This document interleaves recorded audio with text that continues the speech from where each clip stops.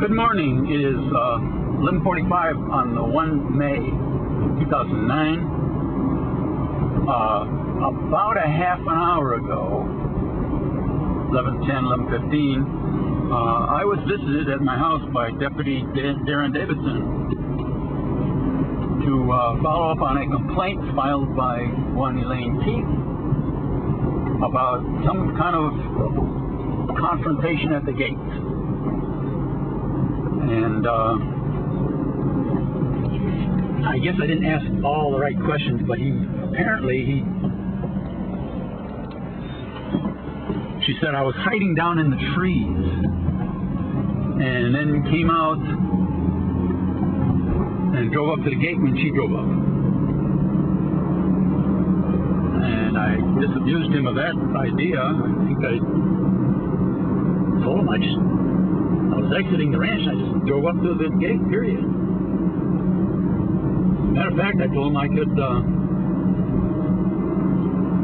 had stopped and had a conversation with John Crabtree immediately before that, up on BLM land. And I had also started to videotape that. So I had an absolute time hack on when that was, so how long it took me to get from there down to the gate. So I proceeded to tell him the whole story, and I kept interspersing, of course, that I had the camera on, I had my video cam going, and so then he said, well, have you got that? I said, sure. Do you mind showing it to me? And I said, yeah. I went and got the camera, and as I'm walking back out the door, I'm thinking, well, I said to him, God, my attorney's going to hate me for doing this. But then I let him watch the whole freaking 8 minutes of this video recording, which tells the story, basically the same story as I just got done telling you.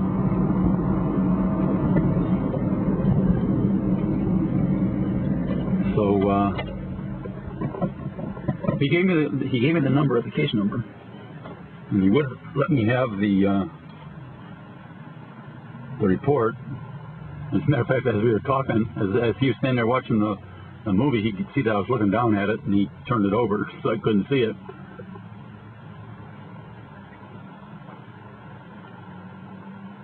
But we'll see. Deputy Davidson's parting remarks had to do with staying away from her and not violating the 50 yards. And we had a discussion about incidental contact and whether we could have incidental contact or not. And he suggested that I just back away. And I said, well, for me to back 150 feet away, I got to back down to the river. And then I can't see if she's coming, and so what do I do? Just sit there and wait?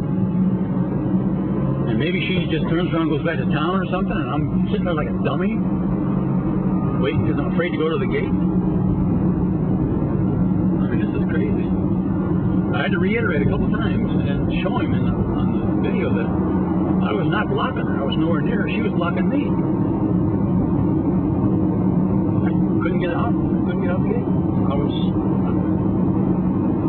He said, well, you could have probably backed a little farther away. Well, you know, which is it, sir? 150 yards is just too far away, but technically that's the distance, or just a little farther away. I mean, I was away from her. I wasn't near. I wasn't bothering her.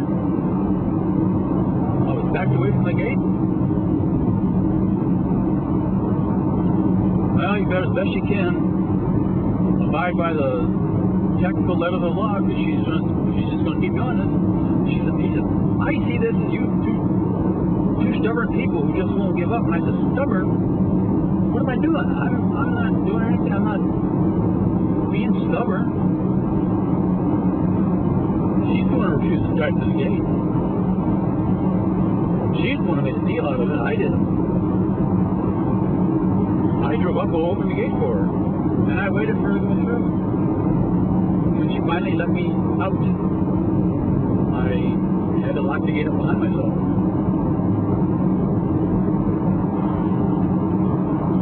So, I don't know, forgive me for talking to the police too much, but I did it.